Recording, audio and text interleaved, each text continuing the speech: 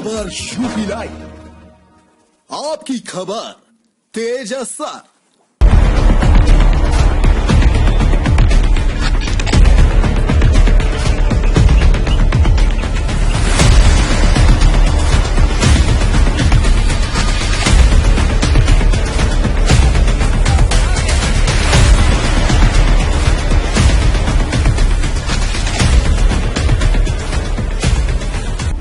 उत्तर प्रदेश में जहां एक तरफ कोरोना से हाहाकार मचा हुआ है और सरकार लगातार लोगों से मास्क लगाने और सोशल डिस्टेंसिंग की अपील कर रही है, शमशान से लेकर कब्रिस्तान तक लाशों का ढेर लगा है।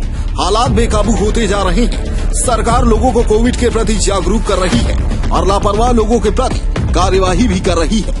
लेकिन पंचायत चुनाव लड़ रहे प्रत्याशियों में कोरोना का जरा सा भी खौफ नहीं दिखाई दे रहा है। त्रिस्तरीय पंचायत चुनाव के चौथे चरण के लिए बस्ती जनपद में नामांकन प्रक्रिया आज से शुरू हुई।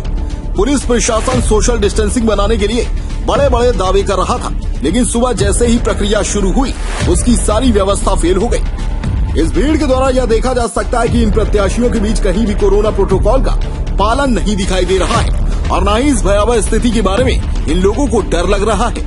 वहीं पुलिस अधीक्षक बस्ती आशीष श्रीवास्तव का दावा भी पूरी तरह से फेल होता दिखाई दिया। उनकी जो फोर्स व्यवस्थाओं पर लगाई गई थी वह भी पूरी तरह से फेल नजर आई।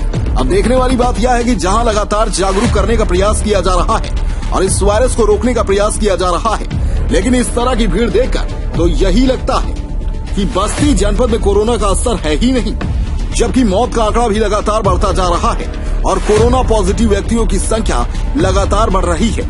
इस समय जनपद में 600 से ऊपर पॉजिटिव केस मौजूद हैं, लेकिन लोगों पर इसका कोई प्रभाव देखने को नहीं मिल रहा है। अब सवाल यह है कि बस्ती जनपद में 15 स्थानों पर हो रहे नामांकन में इसी तरह की भीड़ दिखाई दे रही है, तो कोरोना कैसे काबू में आएगा? जनपद बस्ती में पंचायत चुनाव के मद्देनजर आज 17 तारीख से नामांकन की प्रक्रिया शुरू हो गई है, जो आज और कल 2 दिन जारी रहेगी। इस संबंध में 14 ब्लॉकों पर नामांकन की प्रक्रिया और विकास भवन पर जिला पंचायत सदस्य के लिए नामांकन की प्रक्रिया चल रही है।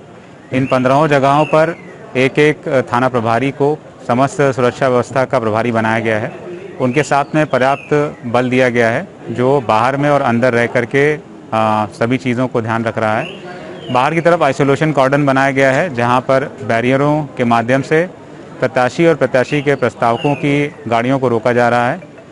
प्रत्याशी वहाँ से पैदल आकर के जो मेन बिल्डिंग है, जब उसकी गेट पर आते हैं तो वहाँ पर उनका नामांकन फॉर्म चेक करते हुए प्रत्याशी और प्रस्तावकों को अंदर आने जाने दिया जा रहा है। साथ में LIU और इंटेलिजेंस की यूनिटें भी लगी हुई हैं, ताकि किसी प्रकार की कोई सूचना घटना अगर होने की संभावना है तो वो सूचना हमें जल्दी से मिल जाए। सभी जगह पे पर्याप्त व्यवस्था है। हम ये ध्यान रख रहे हैं कि किसी प्रकार की कोई लॉ एंड ऑर्डर की समस्या ना आने पाए। डेस्क रिपोर्ट, खबर यूपी लाइव।